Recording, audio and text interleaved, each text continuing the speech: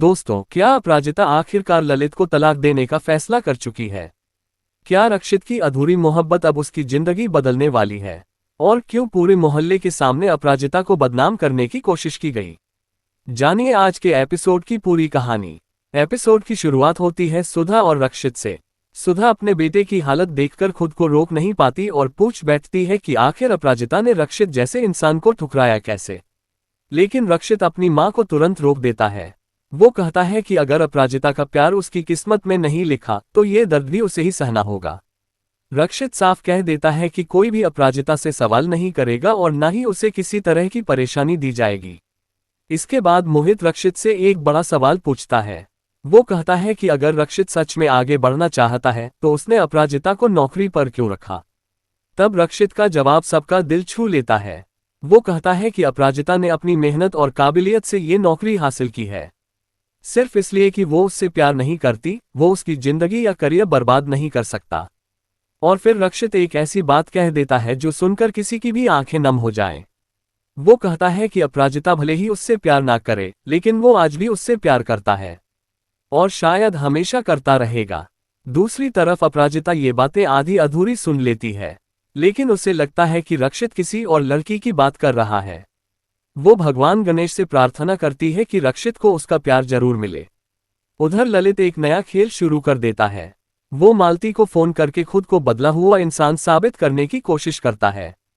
ललित कहता है कि उसे अपनी गलतियों का एहसास हो गया है और वो अब बेहतर इंसान बनना चाहता है। लेकिन जैसे ही फोन कटता है उसका असली चेहरा सामने आ जाता है। ललित मन ही मन कसम खाता है कि किसी भी कीमत पर वो अपराजिता को वापस लेकर रहेगा।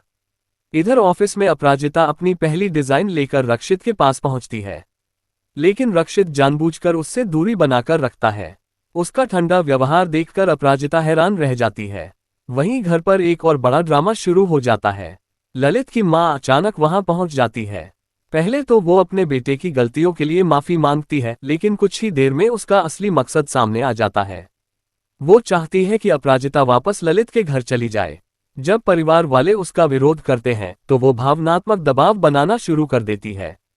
यहां तक कि वो कहती है कि ललित अपराजिता के बिना मर जाएगा। लेकिन जब उसकी कोई चाल काम नहीं आती तो वो घर के बाहर जाकर पड़ोसियों को इकट्ठा कर लेती है और फिर अपराजिता को लालची और गलत साबित करने की कोशिश करती है। देखते ही देखते पूरे मोहल्ले में बातें फैलने लगती हैं।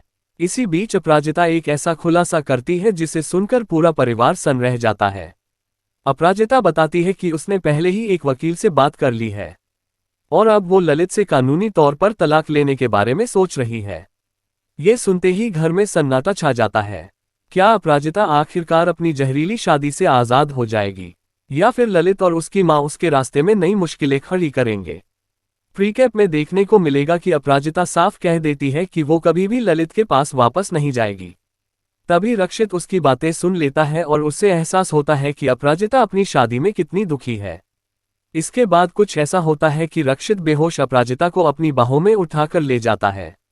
अब आगे क्या होगा, ये जानने के लिए जुड़े रहिए हमारे साथ।